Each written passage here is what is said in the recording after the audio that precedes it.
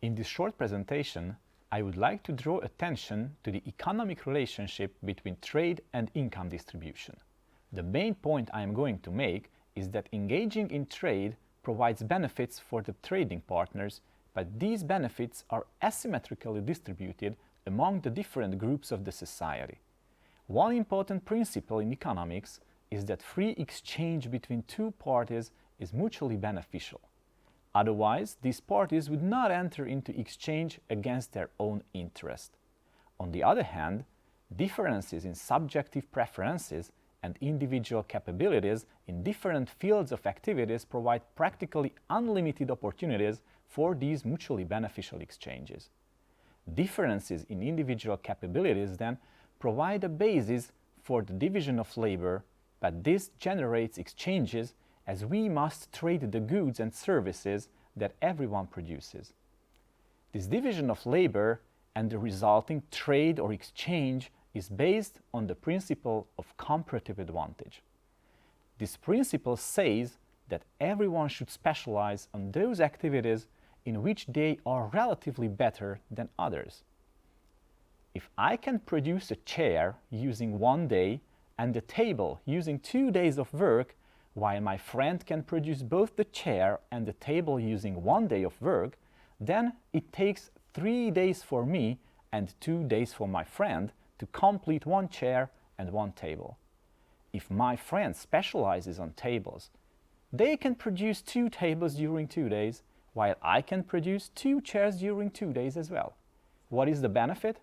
We produce 2 chairs and tables that we can trade now, but the time used for production is 4 man-days instead of 5 man-days. The same works at the country level. Countries may specialize on those activities, industries, in which they have a comparative advantage, or in other terms, in which they are relatively more efficient than others. The term relatively is important here, as it may happen that a country is less efficient in absolute terms, like the volume of resources required to produce something. Still, it should specialize on that activity in which this absolute disadvantage is smaller. However, at the level of a country, things become more complex and market mechanisms through supply, demand and prices manage the allocation of resources and products. Still, we expect that these market mechanisms drive specialization according to comparative advantage. Why can we expect this? Because prices reflect the relative scarcity of resources and the efficiency of activities.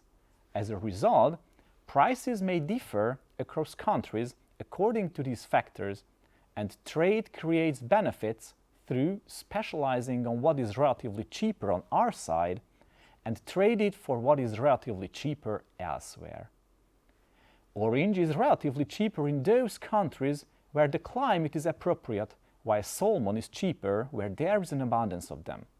This makes, for example, Spain one of the largest orange exporters and Norway the largest salmon exporter of the world. If Norway was producing orange instead of salmon, although not impossible, it would be a clear waste of resources. Okay, specialization and trade seems to be a beneficial thing for countries as long as it goes along the principle of comparative advantage. But how does it affect the income of different people in the countries? To look at this issue in more detail, we have to think about 2 additional factors that shape the economic landscape. First, different countries have different endowments of productive resources that are needed to produce output. For example, raw materials, appropriate climate for different agricultural activities, but also labor and capital are unevenly distributed among countries. Some are relatively abundant, while some are relatively scarcely endowed with these resources. Second, we have to take into account that different production activities require these resources to different extent. One needs to access to sea with lots of salmon to become a salmon producer, while capital and skilled labor are needed to be good in state-of-the-art electronic products. The first factor, relative abundance and scarcity of resources, affects the relative price of the different production factors. Scarce factors are going to be expensive, while abundant factors are going to be relatively cheaper. Note that this scarcity and abundance is meant in relative terms. A country may have both more labor and capital than another. What matters, however, is the capital per labor or labor per capita ratio, and this will determine the relative prices of the production resources. The price of production resources then affect product prices. Those products that intensively use the more expensive, that is the scarce resources, will be more expensive than those that are intensive in the abundant, thus cheaper resources. The differences in resource endowments thus generates differences in the price of resources, which translate into different relative product prices. This will create opportunities for trade exactly in the same way as mentioned before. Different relative prices reflect differences in the relative efficiency of different production activities. As a result, countries can trade along their comparative advantage. Going back to the example with orange and salmon, the respective resources are abundant in Spain for orange and in Norway for salmon production. This makes these resources relatively cheaper in the respective countries. Appropriate temperature and light over large areas in Spain and access to and fishing of salmon in Norway.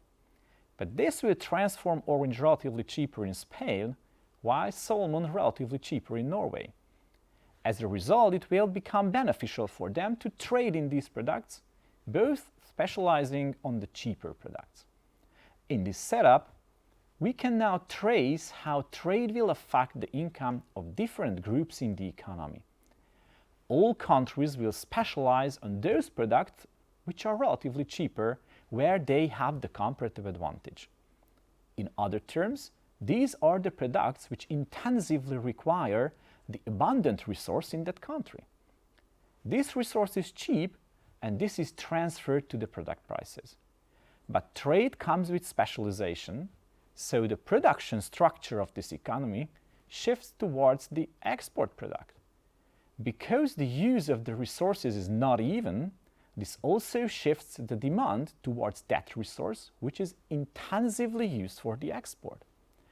And we know from the previous observation that this is the abundant resource which is cheap, thus generates comparative advantage through relative prices for the products that intensively uses it. And here we are with the consequences of trade on income distribution. The expanding demand for the resources that are intensively used in the export sector increase the price of these resources, thus the income of those who possess these resources. On the other hand, demand falls for those resources which are less intensively used in the export sector, and this devaluation leads to shrinking income for those who possess them. In terms of the orange salmon trade story, those who possess the orange fields in Spain and those who possess access to the sea in Norway will experience an appreciation of their resources. Demand rises for them, and given their relatively fixed supply, their price, hence the income of these people, will increase. We can conclude that trade affects the income of different groups, specifically the owners of different production resources, adversely. Those who possess production factors which are intensively used in the export sector will benefit from trade, and their income will grow. Those who possess production factors not intensively used in the export sector will be worse off. Their income will fall. This does not mean that trade is overall bad.